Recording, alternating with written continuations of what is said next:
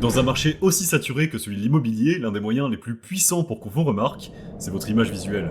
Bienvenue, c'est le jour 3 de notre mini-série pour repenser ton personal branding et t'aider à vendre plus. Là, je parle pas juste d'un joli logo que vous auriez payé 10 € sur Fiverr, on parle vraiment d'une identité visuelle cohérente qui est reconnaissable partout où on vous croise. Instagram, site pro, flyers, carte de visite, rendez-vous client, c'est ce qui fait qu'on se souvient vraiment de toi. Et dans un secteur où tout le monde se ressemble un peu, ça, c'est vraiment précieux. Alors voilà ce que ça veut dire concrètement. Premièrement, des photos vraiment professionnelles qui reflètent sincèrement votre personnalité, si possible à refaire à peu près tous les 2 ans. Et oui, je suis d'accord, c'est un investissement, mais clairement, votre image, c'est votre vitrine. Aujourd'hui, quand on fait appel à un prestataire, surtout dans un domaine aussi important que l'immobilier, on a vraiment besoin de faire confiance à l'indépendant qu'on va solliciter. Et pour ça, la moindre des choses de votre côté, c'est de vous montrer, que vous incarniez vraiment votre entreprise, et donc que vous vous montrez sur votre meilleur jour. Ensuite, une palette de couleurs que vous allez adopter, et une typographie que vous utiliserez toujours. L'idée, c'est de créer de la cohérence visuelle dans un premier temps, pour qu'on retrouve les mêmes éléments, dans les mêmes tons, dans tous vos designs et toutes vos communications. Et dans un deuxième temps ensuite, c'est simplement l'idée d'avoir un style qui est bien à vous. Un style qui va faire qu'on se rappelle de vous quand on va le voir apparaître. Et enfin,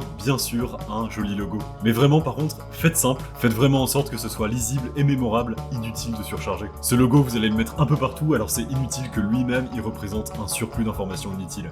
C'est pas la peine. Donc voilà, là-dessus aussi je vous propose une action concrète. Mettez la main au portefeuille ou voyez avec une connaissance si vous en avez, mais faites une vraie séance photo professionnelle. Évidemment pas juste une photo LinkedIn figée, non il faut que ça soit une séance qui montre qui vous êtes dans un décor qui parle à votre clientèle cible. Parce que vraiment c'est pas juste de l'esthétique, c'est vraiment un outil de confiance et de différenciation.